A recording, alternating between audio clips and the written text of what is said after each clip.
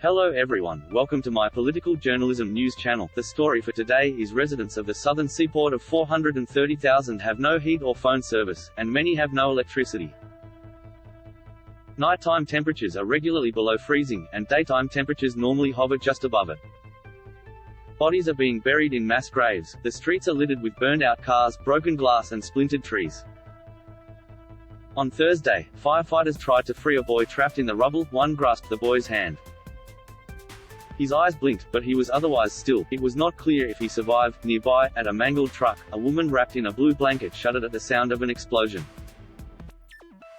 Grocery stores and pharmacies were emptied days ago by people breaking in to get supplies, according to a local official with the Red Cross, Sasha Volkov. A black market is operating for vegetables, meat is unavailable, and people are stealing gasoline from cars, Mr. Volkov said.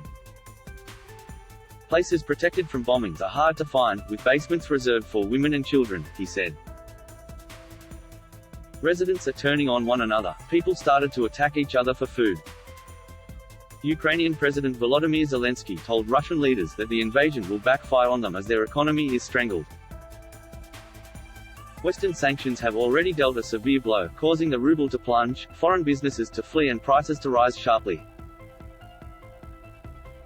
You will definitely be prosecuted for complicity in war crimes, Mr. Zelensky said in a video address. And then, it will definitely happen. You will be hated by Russian citizens, everyone whom you have been deceiving constantly, daily, for many years in a row, when they feel the consequences of your lies in their wallets, in their shrinking possibilities, in the stolen future of Russian children. In addition, those who have fled the country, millions have been driven from their homes inside Ukraine. Kyiv Mayor Vitaly Klitschko said about 2 million people, half the population of the metropolitan area, have left the capital. Every street, every house, is being fortified, he said. Even people who in their lives never intended to change their clothes, now they are in uniform with machine guns in their hands.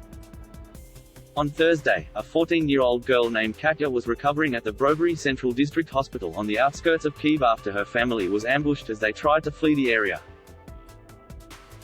She was shot in the hand when their car was raked with gunfire from a roadside forest, said her mother, who identified herself only as Nina.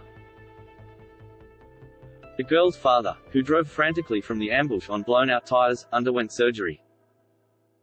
His wife said he had been shot in the head and had 2 fingers blown off. Western officials said Russian forces have made little progress on the ground in recent days and are seeing heavier losses and stiffer Ukrainian resistance than Moscow apparently anticipated. But Putin's forces have used air power and artillery to pummel Ukraine's cities. Early in the day, the Mariupol City Council posted a video showing a convoy it said was bringing in food and medicine. But as night fell, it was unclear if those buses had reached the city. A child was among those killed in the hospital airstrike on Wednesday. 17 people were also wounded, including women waiting to give birth, doctors, and children buried in the rubble. Images of the attack, with pregnant women covered in dust and blood, dominated news reports in many countries. U.S. Vice President Kamala Harris, on a visit to Ukraine's neighbor Poland, backed calls for an international war crimes investigation into the invasion, saying, "The eyes of the world are on this war and what Russia has done in terms of this aggression and these atrocities." The two sides discussed a 24-hour ceasefire but made no progress, Mr. Kuleba said. He said Russia still wanted Ukraine to surrender but insisted that will not happen. Ukraine has 15 nuclear reactors at 4 power plants across the country, plus the closed plant in Chernobyl, scene of a 1986 nuclear disaster. Fighting around Chernobyl and another plant have raised global fears of another disaster. In Kharkiv, Ukraine's second-largest city, 91-year-old Alevtina Chernina sat wrapped in a blanket, an electric heater at her feet, as cold air blew in through a damaged window. She survived the brutal World War II siege of Leningrad, now St. Petersburg. Her daughter-in-law Natalia said she was angry that Ms. Chernina began her life in Leningrad under the siege as a girl who was starving, who lived in cold and hunger, and she's ending her life in similar circumstances. There were fascists there and there are fascists here who came and bombed our buildings and windows, she said. That is all for today news. Thank you for watching to my channel. Please be sure to leave your comment and subscribe below for more news update.